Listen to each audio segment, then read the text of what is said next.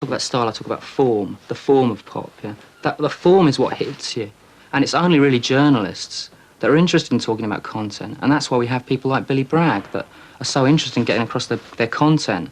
They've given up on form. You know, there he is, like, twiddling away with that awful Cockney accent, singing these terrible songs about miners and things. I don't care. Maybe I care about the miners, but I certainly don't care about Billy Bragg telling me. Maybe I'll listen to Arthur Scargill, Having Ethiopian Kids. And they all got so horribly elated by the whole thing, of this sort of, like, sudden reason that pop should exist, that they rehabilitated all these old tossers that had been sort of previously, like, punk had tried to knock them out. So there we had, like, sort of Phil Collins on stage with Madonna, on stage with Eric Clapton, on stage with all these, basically loads and loads of jerks celebrating famine, because that was, or celebrating pop's reason to exist. And that affected pop and affected the charts from the point of view that now we have a kind of pop that's all embracing, very bland, cares about everybody. There's many, like, useful qualities you can have in a rock and roll band. Complacency isn't one of them, and selflessness isn't one of them. I think selfishness, paranoia, large degrees of madness of any kind of shape or form, always useful. Yeah. It's tremendously exciting, and the way, say, the Young Gods do it, it becomes sort of forensically impossible to tell where they sampled from, that they literally do use it as an instrument. That has become tremendously exciting, so that you can actually pillage not just rock music, but like 200 years of music, the way the Young Gods do with the classical music, classical samples, and create an entirely new sound.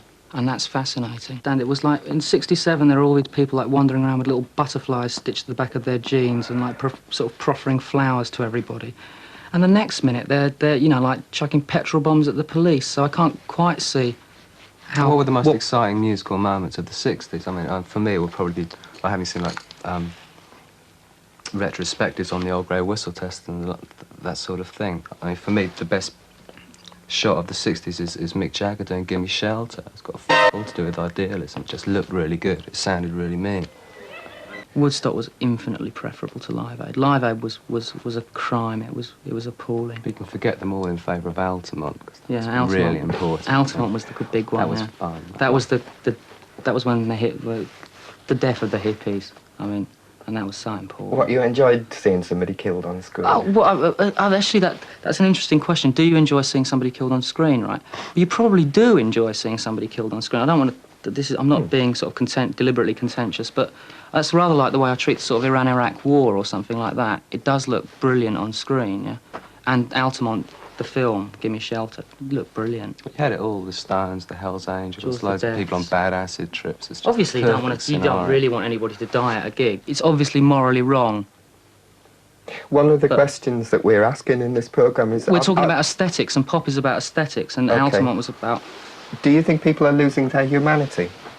Are you losing your humanity? Well, I mean, I think if you're going to sort of say that humanity is a sort of like this kind of, you know, hodgepodge of ideals and morality, then possibly, yeah, we are losing our humanity. If you're going to say humanity is like, is living, and is doing what you want to do, and is hopefully living by an aesthetic sense as opposed to a moral sense, then no, we're far more human than anybody watching this programme, probably. Being human is being like Billy Bragg, and I'd rather leave it out.